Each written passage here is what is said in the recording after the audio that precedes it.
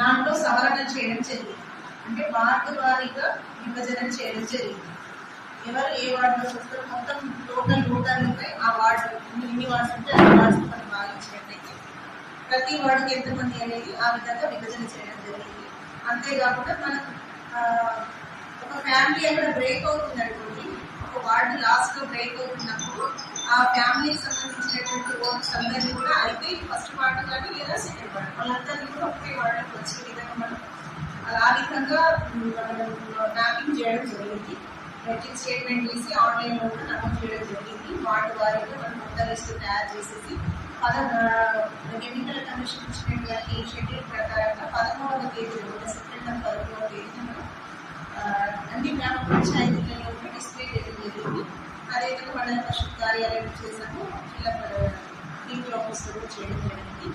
Next దీంట్లో 13వ తేదీ నుంచి 14వ తేదీ నుంచి 21వ తేదీ వరకు అన్ని గ్రామ పంచాయతీలలో ఏవైనా అభ్యంతరాలు ఉన్నట్టు మీరు అన్నట్టు ఒక వార్డు వాళ్ళు ఇంకొక వార్డు పడడం, వాళ్ళ ఫ్యామిలీ ఒక్కొక్క వార్డులలో రావడం. ఫ్యామిలీ అంటే ఇక్కడ ఉద్దేశం ఏంటి అంటే తల్లి తండ్రి పెళ్లి కానటువంటి పిల్లలు వాళ్ళందరూ ఒక ఇంట్లో ఉంటూ ఒకే పొయ్యి కింద స్టవ్ వాళ్ళంతా ఒకే వంట చేసుకుని తింటున్నటువంటి వాళ్ళకి మనం ఒక ఫ్యామిలీగా ట్రీట్ చేయడం జరుగుతుంది.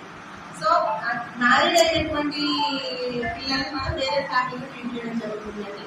సో అట్లాంటి ఫ్యామిలీస్ బ్రేక్ కాకుండా చూసుకున్నాం. అలా ఎప్పుడైనా బ్రేక్ అయినట్లయితే అలాంటి ఆబ్జెక్షన్స్ మీరు చెప్పవచ్చు. లేదా ఒక వాటికి సంబంధించిన వాళ్ళు ఇంకొక వార్డులోకి వచ్చారని వీళ్ళంటే అలాంటి ఆబ్జెక్షన్స్ వేయచ్చు.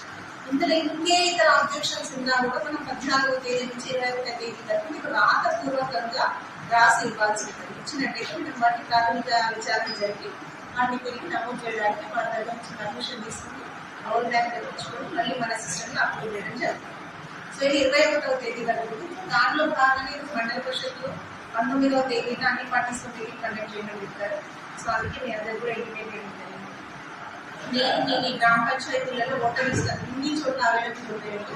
అవి తీసుకోండి, చూడండి. మీకు ఎక్కడ అభ్యంతరాలు ఉన్నప్పుడు రిటర్న్ ఇచ్చేయండి. మనకు అభ్యంతరాల స్వీకరణ అయితే 21వ తేదీ వరకు సెప్టెంబర్ 25. ప్రతి గ్రామ పంచాయతీలో ప్రతి గ్రామ పంచాయతీ డిస్ప్లే చేశారు, ఉన్నాయి వాళ్ళ దగ్గర ఉన్నాయి. లాస్ట్ మళ్ళీ మనం ఈ ఆబ్జెక్షన్స్ అన్ని కూడా సవరణలు ఏమైనా ఉన్నట్టయితే డిస్పోజల్ అన్ని కూడా 26వ తేదీ వరకు లాస్ట్. 26వ తేదీకి మనం ఈ ఆబ్జెక్షన్స్ తీసుకున్నట్టు 21 వరకు తీసుకున్నటువంటి ఆబ్జెక్షన్స్ అన్ని కూడా వాటిని సవరించుకొని ఆ విచారణ జరుపుకొని తుది ఫైనల్ జాబితా రెడీ చేసుకోవడానికి 26వ తేదీ వరకు సమయం ఉంది. సెప్టెంబర్ 26.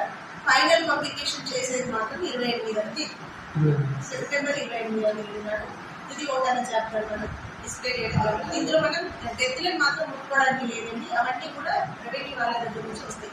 డెత్తులు ఉన్నట్లయితే వాళ్ళే రిమూవ్ చేసి మళ్ళీ కొత్త ఓటర్ల జాబితాను ప్రతి 6 నెలలకు ఒకసారి వాళ్ళు అప్డేట్ చేసిస్తారు. కాబట్టి డిసెంబర్ లేదా జనవరిలో మళ్ళీ అప్డేట్ అయ్యి వస్తే అప్పుడు డెత్స్ అన్ని కూడా రిమూవ్ అయ్యి మళ్ళీ వస్తాయి. మనం వాళ్ళు ఇచ్చిన దాంట్లో ఎవరు ఏ వార్డులో ఉంటారనే దాన్ని మాత్రమే వెరిఫై చేసి రెడీ చేయడం జరిగింది. సో మీకు మీ విలేజ్ మీద విలేజ్లో అందరు ఓటర్స్ తెలిసి ఉంటారు కాబట్టి ఎవరైనా అటుగా అయ్యారా అని చెక్ చేయండి, మిస్మ్యాచ్ చేయండి అని చేసి కొత్త ఓటర్లు అయిపోయింది మేడం. కొత్త ఓటర్లు అప్లై కూడా అంత మనం వేరే వేరే ఆఫీస్లో ఇప్పుడు ఇవ్వచ్చు మీరది నిరంతర ప్రక్రియ. ఎలక్షన్ అప్లై చేస్తుంటారు అది రెవెన్యూ ఆఫీస్ కంటిన్యూ ఉంటుంది. ఇప్పుడు